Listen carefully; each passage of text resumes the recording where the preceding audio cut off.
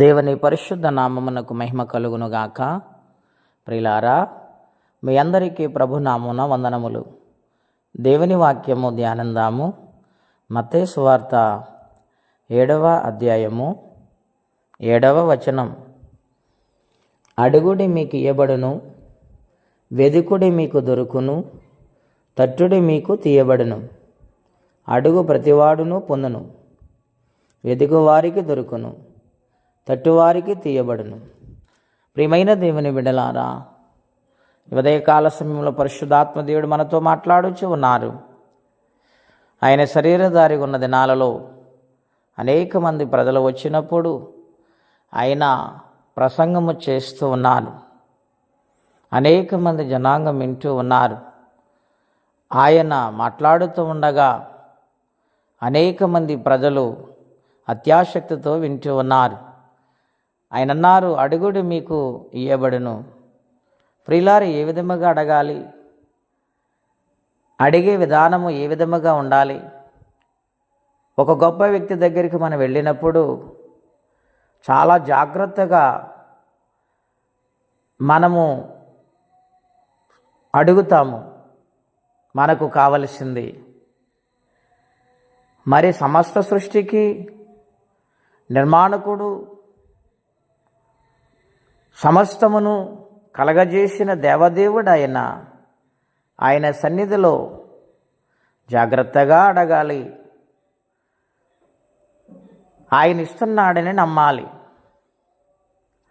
అడుగు ప్రతివానికి ఇయ్యబడును అని వ్రాసి ఉన్నది. కృతజ్ఞత కలిగిన వారమై ఆయన స్తుతులకు స్తోత్రార్హుడు గనుక, పూజ్యుడు గనుక ఆయనను అడిగినప్పుడు ఆయన సన్నిధిలో మహిమపరుస్తూ ఆయన అడగాలి. ఆయన సన్నిధానములో ఎటువంటి సహాయమైనా మనం అడిగినప్పుడు ఆయన అనుగ్రహిస్తారు. ఎఫెసీయులకు రాసిన పత్రిక 3వ అధ్యాయము 20వ వచనం. మనలో కార్యసాధకమైన తన శక్తి చొప్పున మనము అడుగు వాటన్నిటికంటేను, ఊహించు వాటన్నిటికంటేను అత్యధికముగా చేయు శక్తి గల దేవునికి క్రీస్తు యేసు మూలముగా సంఘములో తరతరములు సదాకాల మహిమ కలుగునుగాక. అడుగు వాటికంటేను, ఊహించు వాటికంటేను అత్యధికముగిచ్చే దేవుడు మనలో కార్యసాధకమైన తన శక్తి చేత ఆయన కార్యాలు జరిగిస్తారని వాగ్దానం చేస్తూ ఉన్నారు. ఆయన ఇచ్చేది ఊహకు అందదండి. చాలామంది సాక్ష్యం ఇస్తూ ఉంటారు, నా జీవితంలో ఇంత స్థితిని నేను పొందుకుంటానని ఏనాడు అనుకోలేదు. ఇది ఆయన కృప, ఆయన దయని సాక్ష్యం ఇస్తూ ఉంటారు. అవును ప్రియులారా, ఆయనలో నమ్మకం ఉండి మనం ఏదైతే అడుగుతామో అది ఆయన ఖచ్చితంగా అనుగ్రహిస్తారు. ఒక రోజున యేసుప్రభువారు పేతురుని దోణిను లోనకంట వెళ్ళమని చెప్పి వలమేమన్నప్పుడు ఆయన అంటున్నాడు, ఏలినవాడా, రాత్రంతా ప్రయాసపడ్డాము, ఆయనను ఒక చేపైనా పడలేదు, నీ మాట చెప్పున వల వేస్తానన్నాడు. ఆయన మాట చెప్పున మనము అడిగితే, జీవిస్తే దేవుడు ఖచ్చితంగా కార్యం జరిగిస్తారు. విస్తారమైన చేపలు పడ్డాయి.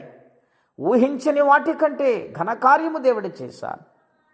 ఈ ఉదయకాలం వాక్యం వింటున్న బిడ్డలారా, ఎటువంటి పరిస్థితులున్నా అడగండి, దేవుడు అనుగ్రహిస్తారు, మేలు చేస్తారు, ఆయన రాకడకు సిద్ధపరుస్తారు. అట్టి కృపా తీర్మానం పరిశుద్ధాత్మ దేవుడు మనందరికీ దయచేయునుగాక. ప్రార్థన అండి.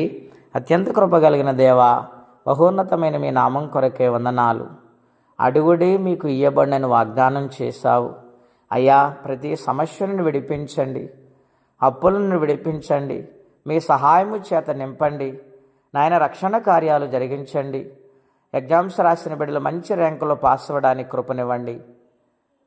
కష్టపడుతున్న వారికి ఆరోగ్యము దయచేయండి. దినమంతా కాపాడమని నీ ఆత్మతో మమ్మలను బలపరిచి దీవించమని యేసునామములో అడుగుచున్నాము తండ్రి.